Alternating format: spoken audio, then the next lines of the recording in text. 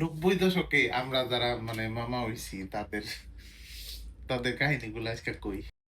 যেমন ধরেন যে 2003-4-এর পরে প্রথম মামা হইছি আমি। আমার দুই বোন, কি ঘটতো আমার সাথে।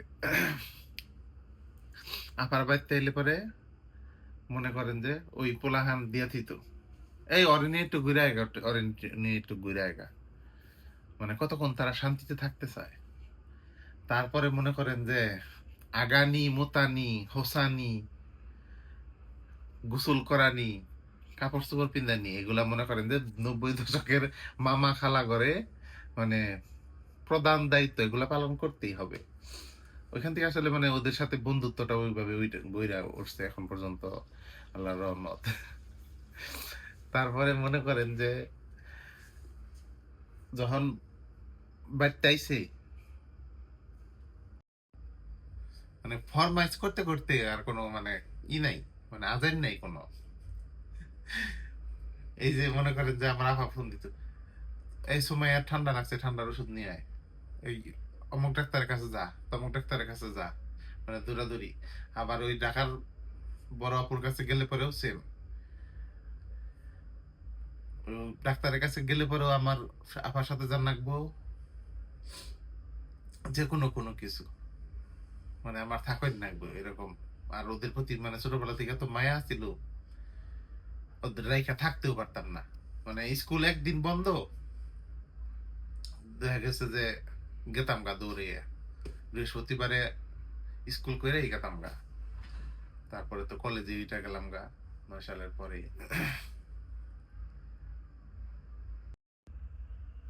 তারপরে মনে করলি যে টিভি দেখা নিয়ে যে কি একটা বাস্তব, মনে করলি আমি দিলে সঙ্গীত বাংলা দেখবো, আপা কি করব, ওই যে আগের দিন রাতে সিরিয়াল দেখছে, সকালে আবার অন্য দিছে স্টার জলসায়, অন্য দেখতো অশান্তি। মানে এই রিমোট দিয়ে তাড়াতাড়ি কুত্তার বাচ্চা শুয়ারের বাচ্চা আম্মারে ডাক দিত এরকম। সন্ধ্যাবেলায় দিলে দেখবো ওই যে পোলাহান কার্টুন দিয়ে বহাই থিয়ে দিছে, ওর কাছ থেকে রিমোট নেওয়া তো দূরের কথা, মানে চেঞ্জও করন যাব না। আমার ভাগনা ভাগ্নিরা কার্টুন দেখবই, ওদিকে মনে করলি যে একটু তখন নাটক মাটক দেখতাম, ওই যে পাখির নাটক টাটক হইতো না তো, ওইটা একটু দেখতাম। মানে ওগো মানে কিছু অশান্তি, মানে কি কমু আর। ভাগনা ভাগ্নিকে অত্যাচার থেকে বাঁচার জন্য, মানে এই যে মানে কার্টুন থেকে বাঁচার জন্য একটা উপায় আছে। ওই তখন বাটন মোবাইল আছে না, বাটন মোবাইলের মধ্যে সাপের সাপের একটা গেমস আছে, এরকম ঘুরে ঘুরে ই হয়। ওই ওই ফোন দিয়ে যদি গেমস বাই করে দিতাম, তাহলে মনে করলি কতক্ষণ শান্তি মতো আমি আমার মতো করে টিভি দেখাহাম। নইলে ওই কার্টুন, ওই ডোরেমন, আর নইলে মানে যে কোনো একটা কার্টুনের চ্যানেল দিয়ে থাকবো, মানে কি যে এই। কিন্তু দিন শেষে আল্লাহর রহমত,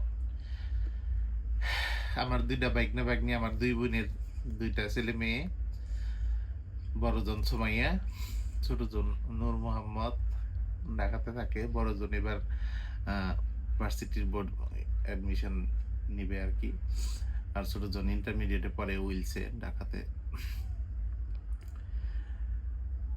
ওদের ছোটবেলাটা আমি দেখছি, তো ছোটবেলায় ছিলাম, কিন্তু মাঝখানে এত বছর আমি মিসিং। কিন্তু এত বছরে আমি মামা হিসাবে আর ওরা বাইগনা বাইগনি হিসাবে, মানে আমাদের মধ্যে ভালোবাসাটা কখনো এক বিন্দু মাত্র কমে নাই। আর আমাদের মধ্যে যে ভালোবাসার সম্পর্ক, মানে আল্লাহ প্রদত্ত, এগুলা আল্লাহ দিছে আর কি। ওরা এত ভালোবাসে আমাকে, আর ওরা ওরা দুজন আমার